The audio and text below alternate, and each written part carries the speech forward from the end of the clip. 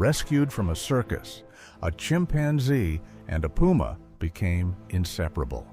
This is a story about the healing power of play in a sanctuary. Settle in for their journey. If you believe in the power of these stories, a simple like helps our channel immensely. The air at the sanctuary was different. It carried the scent of damp earth and wild blossoms, a stark contrast to the stale odor of sawdust and confinement that had defined their lives for years. This new world was a quiet haven, a place of second chances.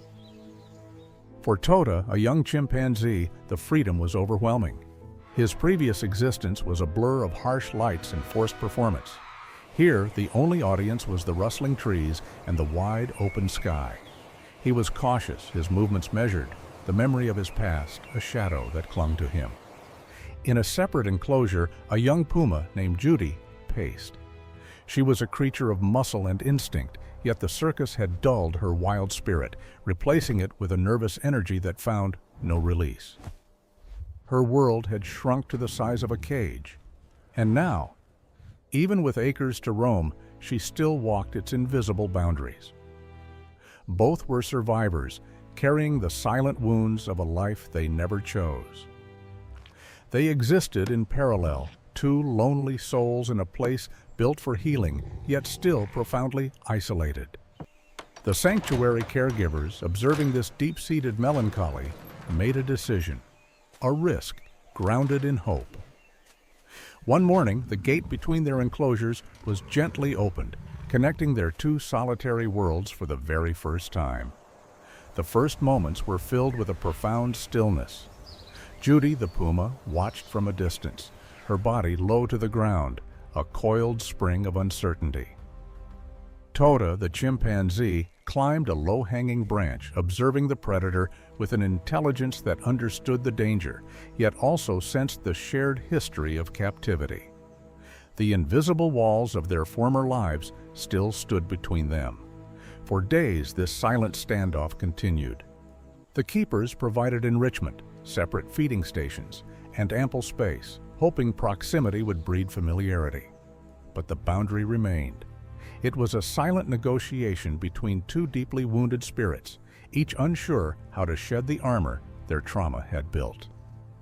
The change, when it came, wasn't a grand event, but a small, brave gesture that rippled outwards. It was Tota who broke the silence. He dropped from his branch, picked up a sturdy stick, and began to drum it against a hollow log, a rhythmic, questioning sound. His eyes were fixed on Judy. He wasn't aggressive, nor was he fearful. He was extending an invitation into his world. He then slapped the ground, a classic primate gesture of play, and scampered a few feet away, looking back over his shoulder with an expression of clear intent. For a long moment, Judy remained motionless. Generations of instinct screamed caution. This was a language she wasn't supposed to understand, an interaction that defied the ancient script, written in the DNA of predator and prey. But something else was present too. A deep-seated loneliness, a twitch of her tail, a slow, deliberate rise to her paws. She didn't pounce. She crept forward, her movements losing their predatory edge and taking on a new, softer quality. That was the turning point. The day play became their shared language, a bridge between two different worlds. Their games became a daily ritual, a dance of joyful chaos. Tota, with his lanky limbs and boundless energy, was the master of ceremonies. He would initiate games of tag, his loud, hooting laughs echoing through the enclosure as he weaved through the brush. Judy, in turn, would respond with the powerful grace of a feline, chasing him, her movements a breathtaking display of controlled power. She would stalk and pounce, but her claws remained sheathed. Her bites were gentle nips. It was as if she understood on a primal level the fragility of her playmate and the preciousness of their game. She was relearning the art of play, not for the hunt, but for the sake of connection. They wrestled in the tall grass, a tangled mess of dark fur and tawny muscle. Tota would climb on Judy's back, gripping her fur gently, riding her like a makeshift horse.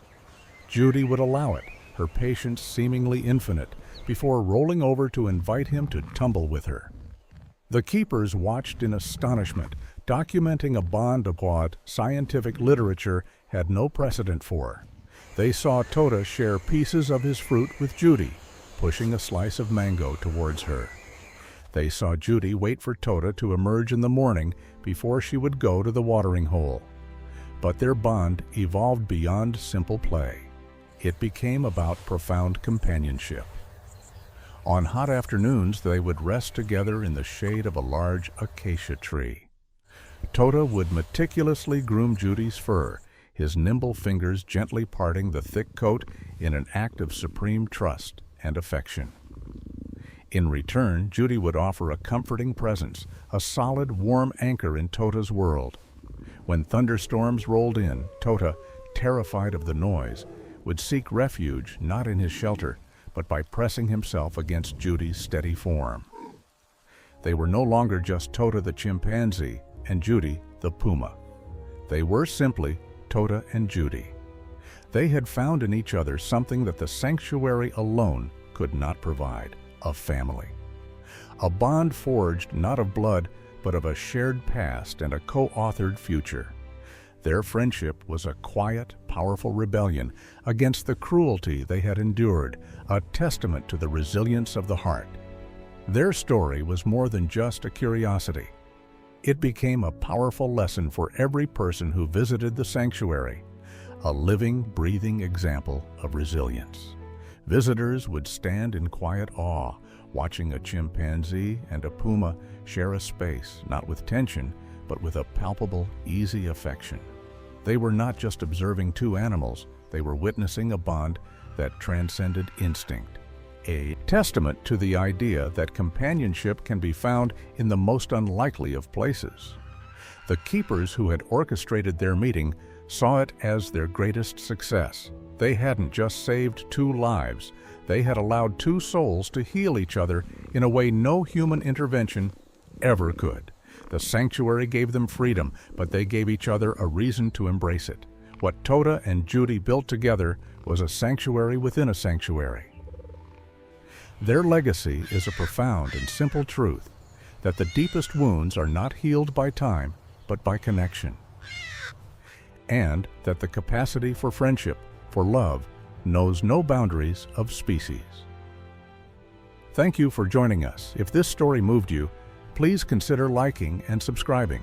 It truly helps us bring more stories like this to light. We have a question for you. What was the single moment in this story that resonated with you the most? Let us know in the comments below. We read every single one.